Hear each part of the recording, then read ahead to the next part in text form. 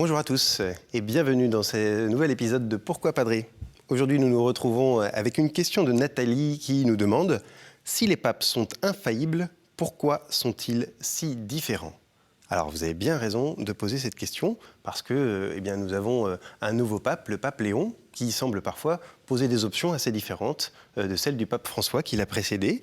Et vous dites, si le pape est infaillible, pourquoi les options semblent aussi différentes et parfois même opposées, puisque certains textes viennent corriger d'autres textes qui précèdent.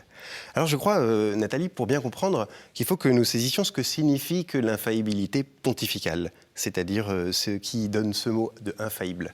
En réalité, la faillibilité pontificale ne concerne que certaines attitudes du pape, quand, de manière solennelle, pour toute l'Église, ils prennent des décisions sur une doctrine ou sur une position morale qui engage toute l'Église, et ça se fait assez rarement. En réalité, les papes ne sont pas infaillibles de manière habituelle. C'est assez rare d'ailleurs. Dans la vie quotidienne, lorsqu'ils publient une encyclique, lorsqu'ils écrivent un texte, lorsqu'ils font un angélus, lorsqu'ils s'adressent dans des discours aux diplomates, la richesse de l'Église, c'est que les papes, justement, arrivent avec des spécificités. L'Esprit Saint envoie à l'Église des papes qui sont bien différents et qui permettent d'enrichir, justement, ce que l'Église a besoin de recevoir en fonction du temps, en fonction de l'époque dans laquelle ils sont.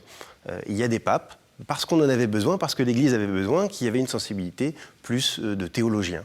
Il y a eu des papes qui avaient des sensibilités plus de pasteurs. Il y avait des papes qui ont eu des sensibilités plus de diplomates, parce que la paix dans le monde était un élément essentiel et que l'Église avait quelque chose à dire.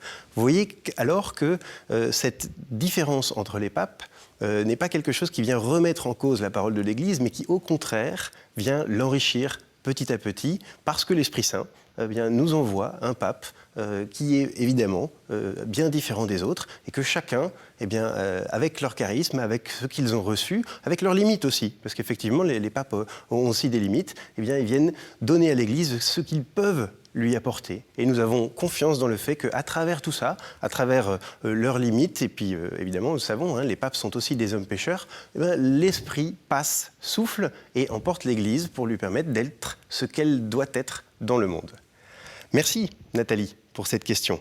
Si vous aussi vous avez une question, vous pouvez nous l'envoyer, nous essaierons d'y répondre sur l'adresse pourquoipadre@kto-tv.com. Vous pouvez nous rejoindre sur les réseaux avec le hashtag pourquoipadre et vous pouvez aussi retrouver chacune de nos vidéos sur le site kto-tv.com.